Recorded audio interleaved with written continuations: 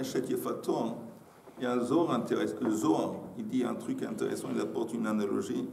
Il dit, c'est qui le Yefator?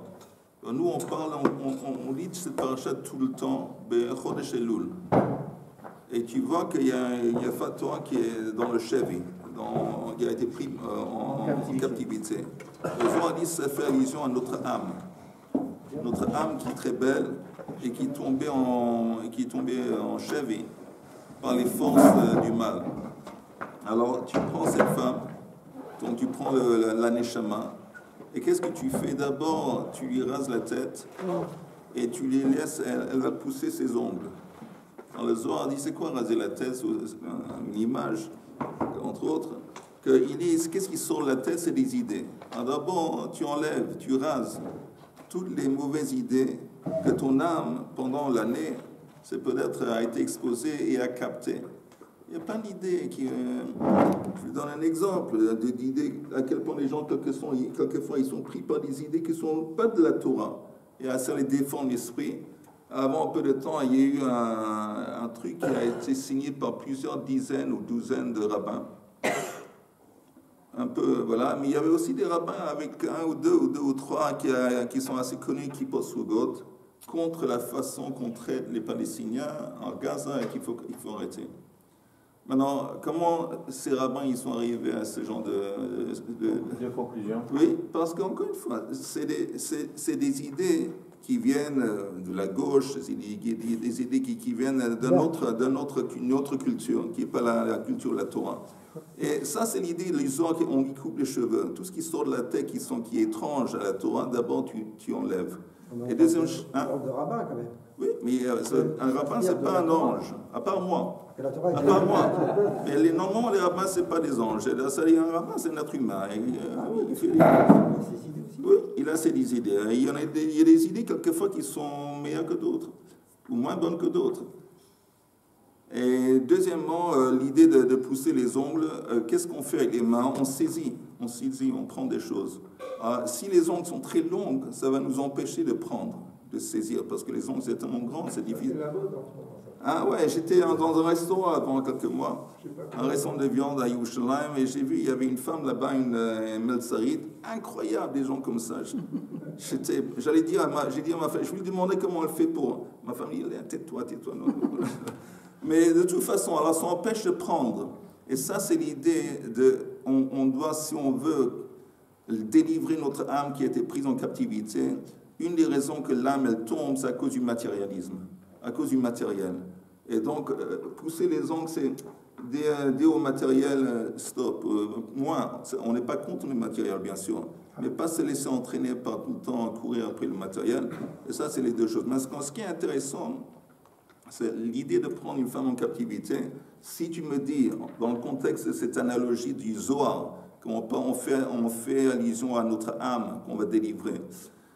Mais on parle de Milchemet Reshut. Milchemet Reshut, c'est quoi Milchemet Mitzvah? Il y a 3 exemples.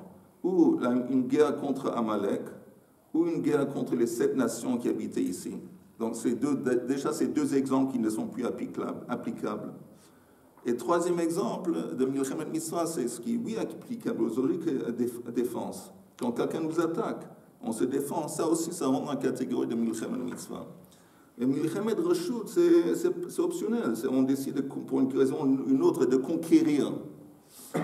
Et là, et seulement dans ce Milchemet Reshut, on a le choix et l'option de prendre des prisonniers. Donc, si la Torah dit qu'il y a des prisonniers, et selon l'analogie de la Torah qui dit que Eshet Yefator, c'est notre âme. Alors pourquoi on dit ici que sauver ton âme qui a été prise prisonnier par les forces du mal, c'est dans le contexte d'une guerre qui est Milchemet Reshut, où on prend des prisonniers. Alors j'ai entendu de la part d'un rave américain, un rave Breitowitz, qui avait dit une belle idée. Il a dit que quand on fait tchouva, faire tchouva, c'est délivrer l'âme. Quand on fait tchouva, il y a 2 options. Ou de faire une amputation. Ça veut dire que tout le passé qui était, disons, à côté de la plaque, ou d'ignorer, de dire dorénavant tout ça, je fais une coupure radicale et tout ce qui s'est passé, c'est fini. Ou, en quelque sorte, de convertir le passé, de le prendre et de l'utiliser en tant que springboard, en tant que Keresh Kfitsa, comment on dit Keresh Plongeoir. En tant que plongeoir pour nous aider à plus de... C'est beaucoup plus difficile. C'est beaucoup. On voit que il y a beaucoup de Haredim qui n'entendent plus du tout ce qui s'est passé avant. Oui, je sais. Je vais te dire, moi aussi au début, dans ma tchouva, moi, j'avais, après j'ai regretté, mais j'ai une très belle collection de disques, mais 33, tu sais les anciens disques qui sont devenus à la mode. Les 33 tours. Les 33 tours, une très belle collection. J'avais tous les trucs des Beatles. Ouais. Et un beau jour, je suis allé à Rov Yafoula, comment ça s'appelle? Pas King Jojo, entre King Jojo. Ben Yehuda. Et je me suis là et j'ai vendu mes disques. Et beaucoup d'années plus tard, j'ai regretté. J'en ai encore. C'est un exemple. Il y a quelqu'un, par exemple, la mère, il dit comme ça que pourquoi le Zohar parle de sauver ton âme, qui est la Yefat Torah, dans le contexte de Milchemet Reshut, parce qu'il dit l'idéal, c'est de ne pas regarder ton passé en tant que quelque chose de méprisable qu'il faut ignorer à tout prix. Non. Que si Akadosh t'a mis dans cette situation, c'est vrai que il y avait une bonne raison pour ça. Et essaie de prendre les côtés positifs, y compris, on prend prisonnier, et on convertit soi-disant les côtés positifs de notre passé. Et ça nous aide dans le futur. C'est une chouva qui est plus saine qu'une chouva que, bon, tout ce qui s'est passé avant, ni vu ni connu, et maintenant on repart non. Bref.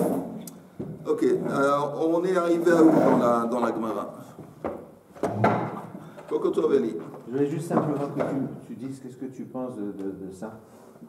Royaume-Uni, là. Vraiment, ça c'est les ministres de l'Intérieur. Oui.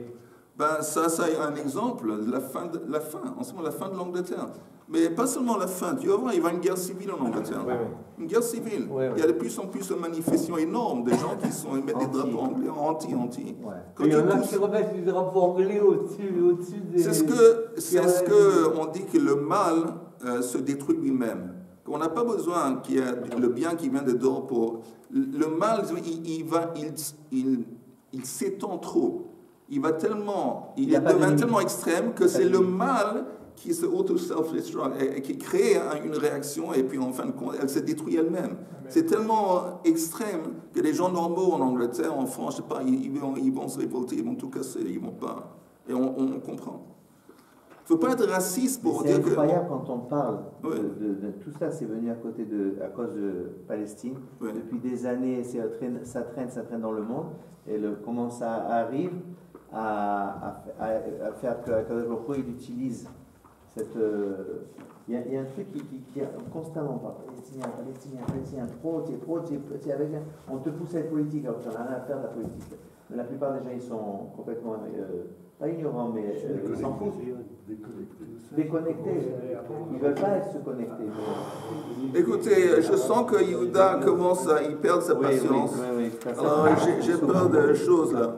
Mais il y a juste un verset. Écoutez ce verset. Écoutez ça. Ça vaut la peine. C'est dans Ha'azinu. Ça vaut la peine. Hem kinuni beloel, ki asuni behavlehem, ve'ani akniem beloam, begoy naval achisem. Ça veut dire qu'ils ont éveillé ma jalousie avec quelque chose qui n'est pas un Dieu. Ça veut dire avec des ch'touillottes, avec l'argent, avec ce que l'on fait, on poursuit aujourd'hui, ce n'est pas un Dieu, c'est des ch'touillottes. Qui a souni behavlehem, ils m'ont mis en colère à cause de leur vanité, à cause des ch'touillottes qui sont en train de s'occuper toute la journée. Donc, mida keneged mida, vani akniem, je vais les faire jaloux, je vais les faire belo am, avec une nation qui n'est pas une nation. Begoy naval achisem, avec une nation odieuse, je vais les rendre casse. Mais ça c'est dans Ha'azinu, et c'est le verset Chaf Aleph, et c'est un verset classique, parce que le concept d'Akadosh doit utiliser une nation qui paraît faire une nation, de la même façon que vous priez quelque chose qui n'est pas un vrai Dieu. C'est évident ça. Ok, alors moi je vais vous donner une nation qui n'est pas une nation. Il n'y a jamais une nation palestinienne. C'est une invention. De la même façon que vous inventez des dieux, alors je vais vous inventer une nation et elle va vous faire beaucoup de loalain ou de balagan. Ça, c'est le secret, ça, c'est la prophétie des Palestiniens. René s'excuse, il n'a pas pu, il sera pas là pendant 3 jours, il m'a demandé de s'excuser auprès de toi. Ok, aussi Yoel, et Yoel ne va pas être là cette semaine non plus. Okay. Et le cours est dédié, merci à Lilou Nishmat et Ishaï Elion Ben Yochanan. Shimon Ben Yitzhak et Yitzhak Ben Shalom. Ok, on est où dans la page? On est où? Ah, pardon, on s'est arrêté. Ve'ashochato. Quelle page? Shochet mishum. Aïn he amud aleph. Ok. Juste un moment avant la fin. Ok. Ve'ashochato. 3 lignes avant la fin. 2 lignes avant la fin. 2 lignes. Shochet mishum mai. Quelqu'un qui égorge un animal le Shabbat. Quel av melacha il a transgressé? Mishum ma chayav. Rav amar mishum tsover. Ve'shmuel amar mishum netilat neshama. Rav dit que la transgression, il a coloré. On va voir qu'est-ce que ça veut dire. Il a coloré avec le sang qui a jailli de la coupure à cause de ça. Et Shmuel a dit parce que Netilat Neshama, il a pris une âme, il a tué un être, ici un animal. Alors la Gemara dit Meshum Tsovea in, on tourne la page, Meshum Tsovea in, Meshum Netilat Neshama lo. C'est bizarre. Alors tu me dis que il a transgressé, c'est évident qu'il a fait Netilat Neshama quand il a tué un animal. Alors tu me dis que le problème c'est de sauver, il n'y a pas de Netilat Neshama dans l'histoire. La Gemara dit Eima af meshum sovea. Il dit non. Quand il dit sovea, c'est pas il y a seulement sovea, il n'y a pas de Netilat Neshama. Il y a bien sûr Netilat Neshama quand tu tues un animal, quand tu fais shrita. Mais en plus, il y a une autre transgression qui est sovea. C'est qui dit ça? Rav. Amar Rav. Milte de Amre, Eime ba Milte. Rav dit que la chose que j'ai enseignée, je dois tout de même expliquer, de lo leitu dare batrai velichachu alai, pour que les futures générations ne vont pas venir et se moquer de moi. C'est quoi? Il dit que le problème c'est d'être sauvé coloré. Alors la Gemara dit sauvé b'mai nichele. Pourquoi est-ce que quelqu'un serait intéressé? Parce qu'on dit que pour que quelque chose soit considéré comme av melacha, ça doit être un acte qu'il a ciblé, un truc qu'il a voulu faire. Alors pourquoi il va vouloir colorer? C'est quoi colorer? Que quand il y a shrita, le sang sort, et puis entre autres, ça va colorer la peau autour du cou. Pourquoi ça va lui intéresser de faire ça? Et la réponse est Nicha de litvas beit shrita dama, ki heichi de lichzua inshei, donc, il est intéressé que l'endroit près du cou va être coloré, va être rouge avec du sang d'âme. Pourquoi? Que les gens vont voir, ils vont venir, ils vont acheter la viande de lui. S'il vend la viande, et les gens ils voient qu'il y a à côté de la shrita, il voit que c'est rouge, c'est un signe que c'est frais. C'est un signe que l'animal a récemment été subi shrita, et donc ça, ils sont intéressés à acheter. Donc il y a un cas où quelqu'un va être intéressé justement que le sang va sortir et coloré pour transmettre aux gens qu'en fin de compte la shrita a eu lieu récemment. Oui, ils vont voir aussi qu'il y a eu une shrita et qu'il n'a pas été, l'animal n'a été pas tué par un pistolet ou quelque chose. Oui, mais ça c'est pas coloré. Pourquoi? Parce que tu entends, c'est suffisant de voir la coupure du cou. Là on voit qu'il y a eu shrita. Mais ici on parle d'être sauveur. Sauveur, c'est autre chose. Le problème c'est qu'ils vont voir que ça a été le Shabbat. Non, ils ne vont pas nécessairement savoir. Le type, c'est un méchant. C'est un Mechalel Shabbat. Ouais. Mais lui, je ne sais pas, il fait la shrita le Shabbat pour le dimanche.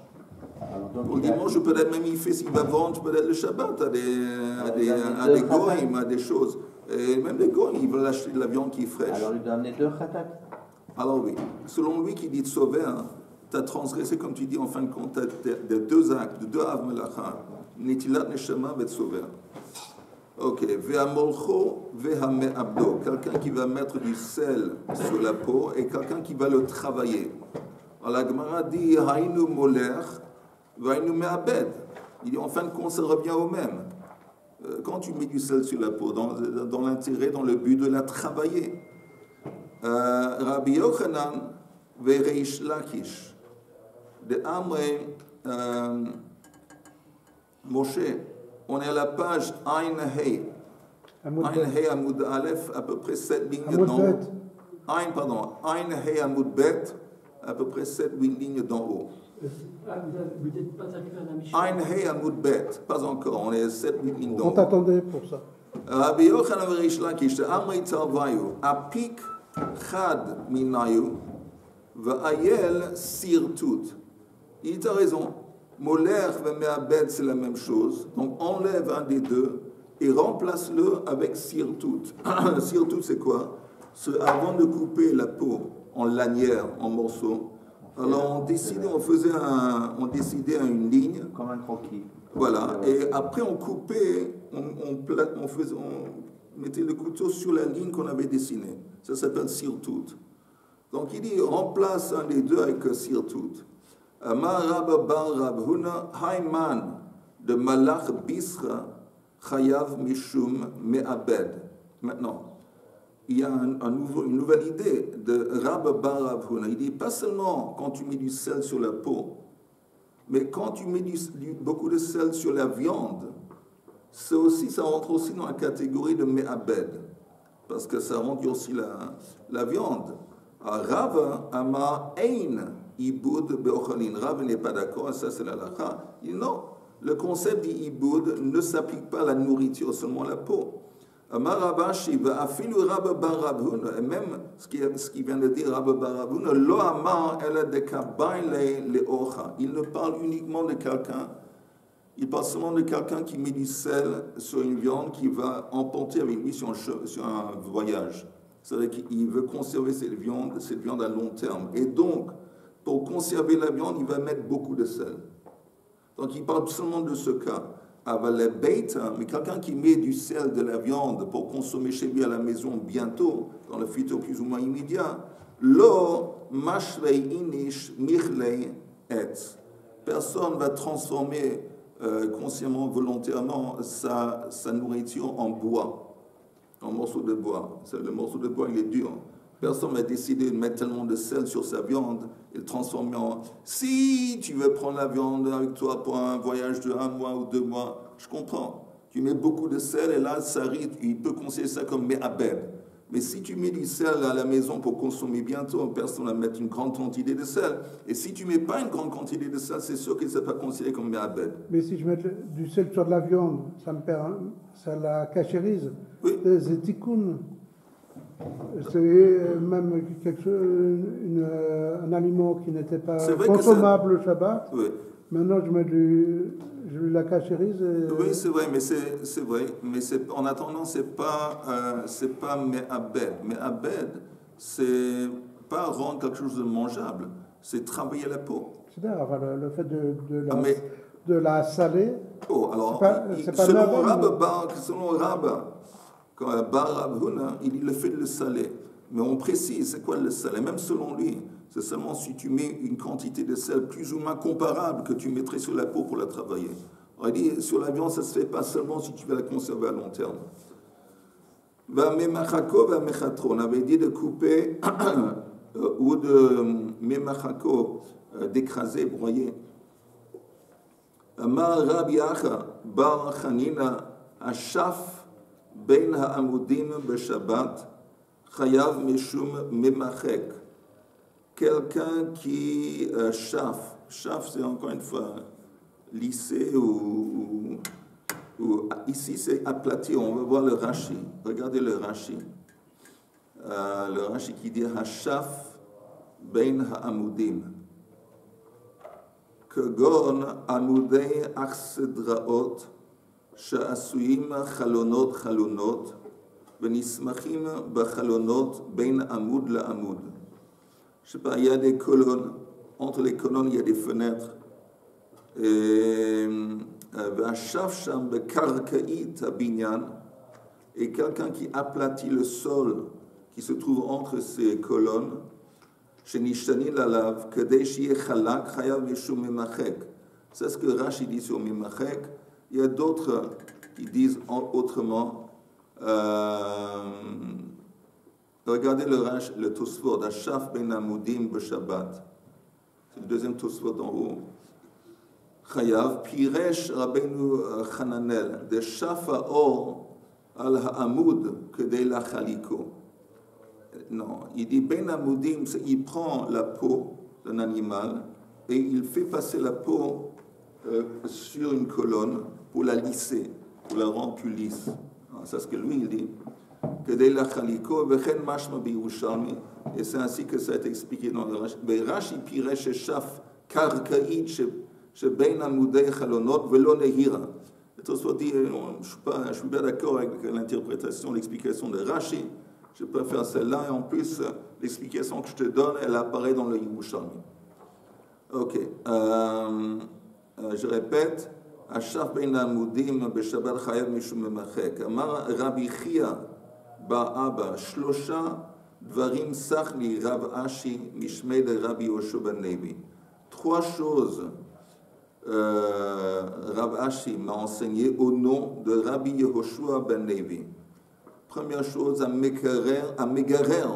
Ça, c'est enseigné? Ça, c'est la sikha, c'est parler, c'est un enseignement. Hamegarer Rashi Klunsot Beshabbat Chayav Mishum Mechater. Klunsa, c'est comme un pilon. Quelqu'un qui les Megarer, encore une fois, un acte de lycée, c'est interdit à cause de Mechater. C'est pas la surface, c'est la tête. Celui qui en fin de compte coupe la tête de ces pilons, et quelquefois en haut du pilon c'est comme un pointe, un spitz, alors il est chayav mishum mechater. Mechater c'est couper quelque chose à mesure. A memareach retia b'shabbat chayav mishum memachek. À quelqu'un qui appuie sur un pansement, il met une espèce de, on appelle ça mishra. Une pommade. Il met une pommade et puis il écrase la pommade sur la blessure. Ça, c'est interdit à cause de memachek, broyer. Mais sa tête est à even b'shabbat. Et quelqu'un qui va lisser, rendre lisse un rocher le Shabbat, chayav mishum makeh b'patish. Makeh b'patish, on avait dit, c'est le dernier acte qu'on fait pour compléter la création d'un objet. Alors, il y avait des rochers qu'on enlevait de la falaise, le côté d'une montagne, mais après, ce qu'on faisait avec, on les lissait. Lisser pour les utiliser en tant que pierre de construction. Donc, lisser, en fin de compte, c'était la dernière étape de préparation, Makeh b'patish. Amar Rabbi Shimon ben Kisma, Amar Rabbi Shimon ben Lakish, Hatzar Tsura Bekli, quelqu'un qui engrave un dessin sur un cli, Menaper Bekli Souchid, et quelqu'un qui souffle et crée un verre. Gravé, il grave. Pardon? Il fait le dessin, il fait une peinture, il grave. C'est pas écrit comment. Il engrave ou il fait. C'est pas simplement un truc que tu peux effacer. C'est un truc qui tient sur la paroi du cli. Tsar Tsura Bekli. Menaper Bekli Souchid, quelqu'un qui souffle et crée un ustensile fait de verre. Chayav Meshum Makeh b'patish. Parce que l'étape où tu traces un dessin sur le cli, c'est le dernier acte de préparation. On fait ça après que le cli est terminé. Alors, le dernier truc qu'on fait aussi, si tu veux, tu fais un dessin. Même chose quand tu souffles et crées le cli souchit, apparemment c'est la fin.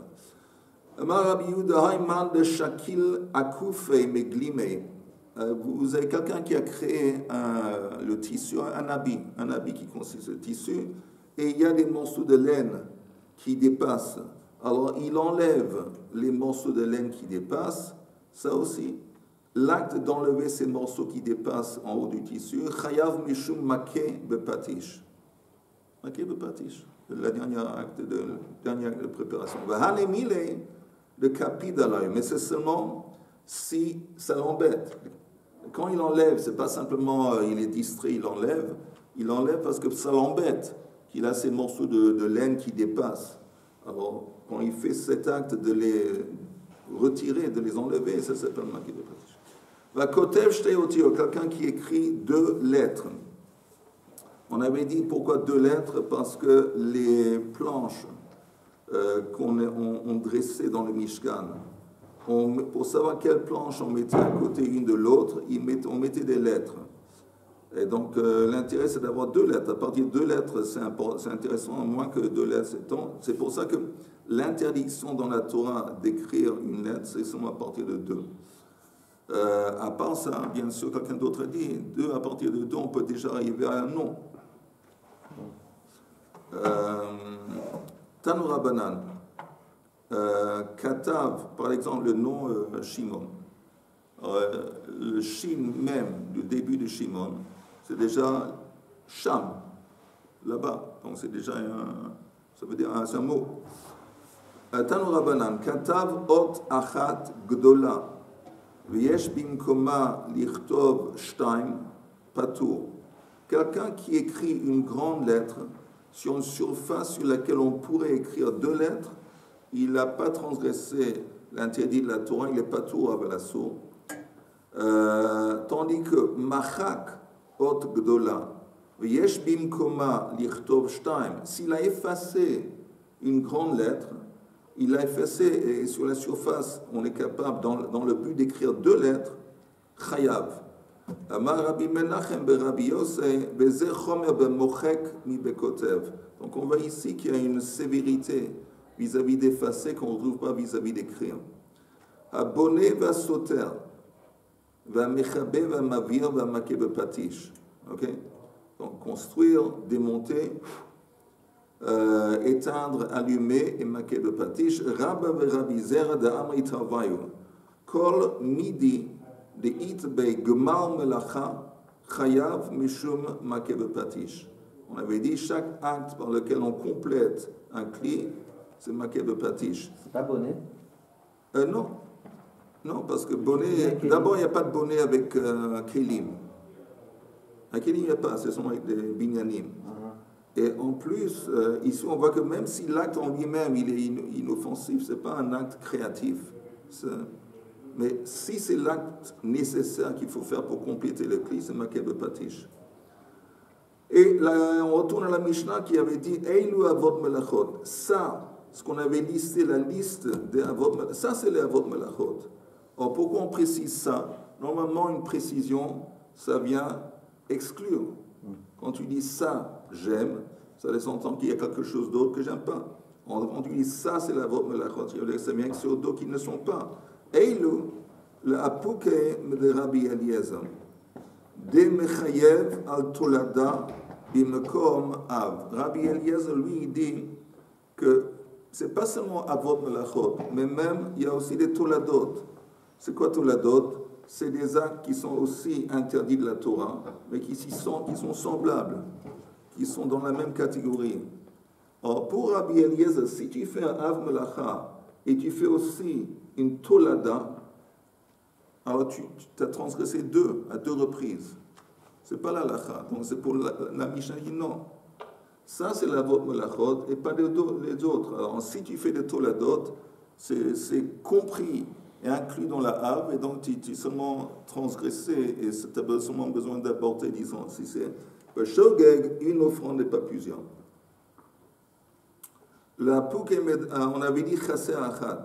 Pourquoi la Mishnah nous dit 40 moins 1?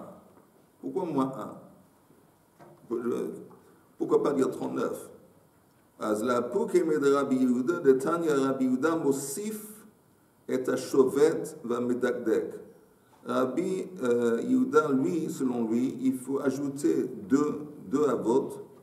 C'est quoi Shovet va Medakdek? Rashi, Shovet Mashve Ashti Bekarkar Shekurin Rayal. Je ne suis pas exactement sûr ce que c'est, mais c'est un acte qui se déroule dans le contexte de tisser. Il traficote avec les fils et il fait quelque chose avec les fils. Ça c'est Shovet. Medakdek, c'est quoi Medakdek? כשמותח חוט הערב מכה בקרקר עליו במקומות ליישבו שלא יהיה מתוח יותר מדי.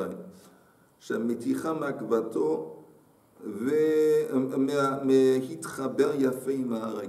בקיצור, tisser, vous avez des fils qui vont à l'horizontale et des fils qui vont à la verticale. En fin de compte, quand tu tisses, tu les fais rentrer un dans l'autre. Alors, il y a des fois que le fil il est trop tendu. Et s'il est trop tendu, il ne va pas bien s'intégrer avec le fil qui va à la verticale. On lui donne des coups dessus pour le rendre plus souple. Ça s'appelle apparemment medakdek. Et la Gemara dit, tu n'as pas besoin de les ajouter parce qu'ils sont déjà inclus. Un brûle au chovet, l'acte de chovet arehu bichlal meisech, medakdek arehu bichlal oreg. C'est déjà inclus dans d'autres avot melachot qui sont déjà listés dans la Mishnah. Je n'ai pas compris comment ça répond à la question. Pourquoi on dit 39 40, non, pourquoi on ne dit pas 39? Non, c'est vrai que ça ne répond pas à la question.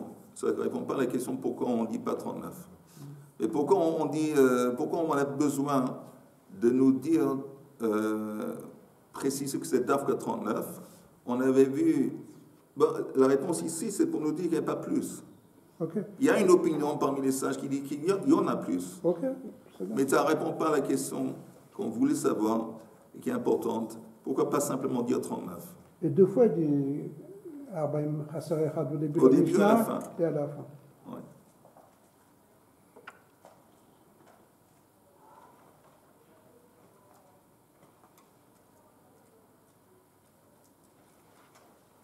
Tu sais, il y a l'acte de créativité ou l'acte de conception, la conception d'un enfant, d'un être humain, c'est 40 jours. Ça prend 40 jours que le bébé, il est en fin de compte, c'est 40 jours. Il y a 40 jours dans lesquels destruction aussi, c'est quand avec le déluge, où le monde a été chose. Il y a quoi d'autre? Arbim, c'est un. Au Sinaï, que Moshe était. Il est monté pour 40 jours. C'était un acte transformatif. Il a été transformé.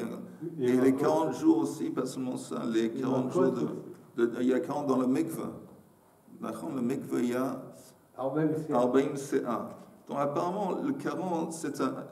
Apparemment, je dis. Mais on voit que c'est un truc transformatif. C'est un chiffre qui transforme. Il y a 40 années dans le désert. Le désert, c'était une période, une étape par laquelle Am Yisraël ont été transformés d'une nation d'esclaves en Bnei Chorin, vraiment des gens qui sont méritants de rentrer dans la terre d'Israël. Donc 40, c'est lié à apparemment une étape de transformation. Mais là, justement, on n'arrive pas à 40. Oui, je sais. Non, alors pourquoi? Parce qu'on nous dit en fin de compte, l'idée de construire des choses, c'est pour transformer le monde. Pour transformer le monde et le Mishkan, on a besoin de... Normalement, ça doit être 40. Mais pourquoi c'est pas 40? Parce que si c'était 40, ce serait parfait. Si c'était 40, ce serait parfait. Tous les exemples qu'on a donnés, en parlant du désert, en parlant dans la conception, c'est une transformation divine. C'est une transformation qui a été effectuée par Akadosh Baruch Hu. Ah, ça, c'est une transformation à fond. Mais quand on parle ici, je dirais même les coups. Quand on dit les coups qu'on reçoit, Arbaim Chasser, la même chose. Non, il n'y a pas écrit Chasser. Non, dans la Mishnah, c'est écrit Chasser. Ouais, non, pas seulement dans la Torah. Oui, dans Arbaim Matot. Non. Ah oui, mais dans la Mishnah, c'est 39 encore une fois. Parce que aussi c'est transformatif. Le type, après qu'il a subi les coups, après qu'il subit les coups, il a été transformé en quelqu'un qui est maintenant propre. Et voilà, et ça, il a été... Ça, cette transformation, normalement, c'est ça, une vraie transformation, c'est seulement Kadosh Baruch Hu qui peut le faire. Alors, quand on parle d'utiliser des melachot pour construire le monde, ou d'utiliser des melachot pour construire le Mishkan, c'est nous qui faisons cette transformation. Donc forcément, cette transformation, elle ne peut pas être parfaite, parce que parfaite, c'est 40. Mais c'est plus ou moins la même idée. C'est une transformation, donc on dit 40, moins 1, pour nous dire que comme c'est un truc humain, Alors, ça ne va jamais être arrivé à une perfection de 40, mais ça, c'est l'idée. 40 moins 1. C'est une possibilité. Je dis ça parce que je ne dis pas que c'est l'explication. Aucun rapport avec Alibaba, les 40 dollars. Apparemment, aucun rapport. Mais je vais devoir consulter mon rapport orthodoxe du quartier pour vérifier. D'Ordéa, les 40 ans dans le désert, c'est vraiment 40 ans. Oui, parce que c'est Akadosh Baruch Hu qui l'a fait. Alors, quand tu parles d'une transformation divine qui est parfaite, c'est toujours 40. Une transformation humaine, c'est 40 moins 1. Peut-être. Et les slichot 40 jours de slichot. Moins 1, parce qu'en fait, il y en a 39. Ok. Ok, un Mishnah. Par exemple, on peut faire entre le mivé et les coups. Et les coups. Parce que le mikveh, c'est transformatif. Tu rentres dans le mikveh, tu es impur. Et le mikveh te rend pur. Alors, les coups, le type avant de recevoir les coups, c'était un criminel. Il avait, disons, sali son âme avec la transgression. Maintenant qu'il a reçu la punition, il a été nettoyé. Oui, ça redresse. Il a été nettoyé de la mikveh. Que le 40e coup, ça va le tuer. Ok. Non, parlons des coups, juste pour vous dire en parenthèse, juste comme on parle de coups, lo aleinu. Mais les coups, ce n'est pas 39 pour chaque personne. Le type qui est censé recevoir des coups, il subit d'abord une examination médicale pour voir à combien de coups il peut résister. Si on voit qu'il va recevoir plus que 25, il meurt, il est en danger de mourir. Il ne reçoit pas plus que 25, il reçoit 25. Alors, le 39, c'est le maximum qu'on peut donner. Mais seulement si, après qu'il a passé l'examen médical, pour s'assurer qu'il est en position de recevoir des coups et pas mourir. L'idée des coups, c'est pas de le tuer. Et apparemment, après les coups, il ne reçoit pas d'examen médical. Non, parce qu'il n'est pas censé mourir. Ok. Mishnah. Vod. Il va à l'hôpital directement. Vod klal et acher amrou. Il y a une autre règle qui a été enseignée en plus. Kol hakasher lehatzniya ou matzniin kamohu veotzio b'shabbat chayav chatat alav. Ça veut dire, kol hakasher lehatzniya, n'importe quelle chose que normalement on met de côté pour préserver. Ça veut dire un truc important. Quelque chose par nature qui est important, que les gens quelquefois ils préservent, ils mettent de côté, kasher lehatzniya, ve matzniin kamohu. Et c'est une quantité suffisamment important pour préserver. Donc la nature de l'objet et puis la quantité. Alors, si quelqu'un prend ça, vehotzio b'shabbat, il l'a fait sortir de la maison en dehors ou vice-versa, chayav chatat alav. Alors là, il a transgressé hotza'a.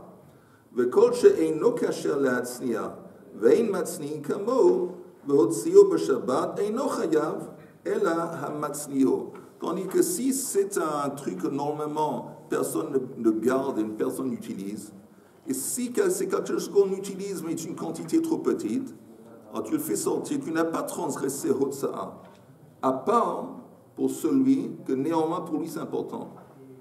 Ça veut dire que pour lui c'est important, disons qu'on a quelqu'un de riche, des gens riches et normal, alors pour eux ce petit morceau de matériel ça vaut rien. Alors, personne n'a gardé ce petit morceau de matériel. Mais si vous avez quelqu'un qui est tout à fait pauvre et qui collecte des tout petits morceaux, pour lui, ça a une importance. Alors, pour lui, s'il le fait sortir le Shabbat, lui, il a transgressé. C'est toujours pareil, c'est les pauvres qu'on punit, pas les riches. Tu vois. Encore un petit peu. Non. Ok, on a fini. Moi, ce que Yehuda dit, j'écoute. Ok.